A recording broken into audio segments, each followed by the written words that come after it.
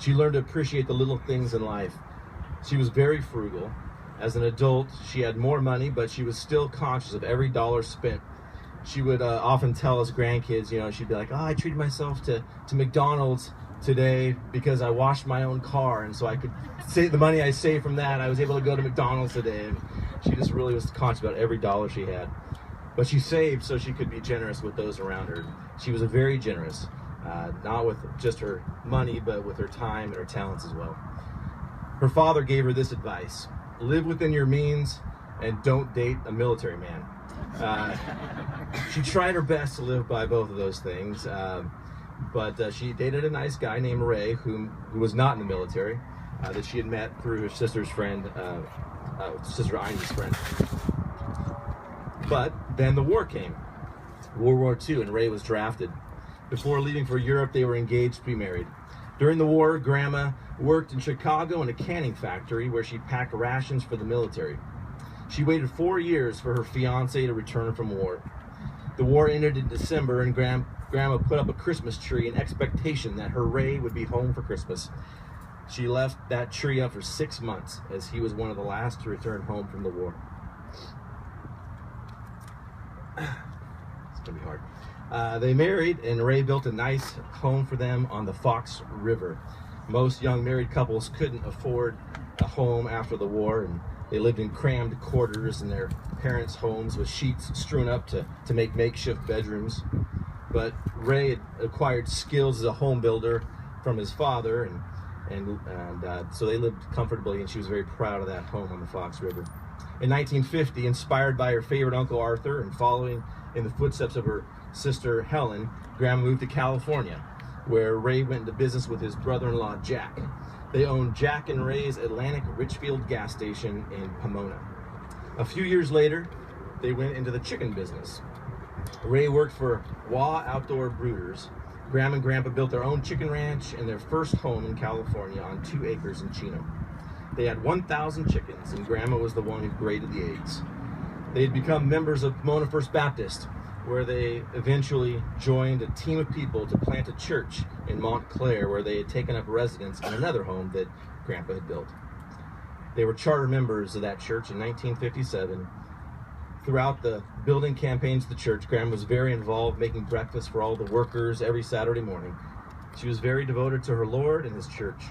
Moving to Thousand Oaks 46 years ago, she was a member of 2 churches, spending her last 20 years at Bethany Baptist Church at Thousand Oaks. Probably due to her formative years in the Depression, Grandma developed a great appreciation and love for food. I think that's why she enjoyed cruises so much. She loved those buffets. She would always be like, I'll meet you at the buffet. And she loved to travel, and because she loved her family so much and was so generous, she took us all on cruises and trips throughout her life. She tried to take each individual family on a trip, and she almost succeeded in doing that, but couldn't quite make it work out for Jenny's family due to her grandson Connor's autism. But she made it up to them in other ways. She had a special relationship with Connor. For the last 4 years, part of Connor's routine was to visit Grandma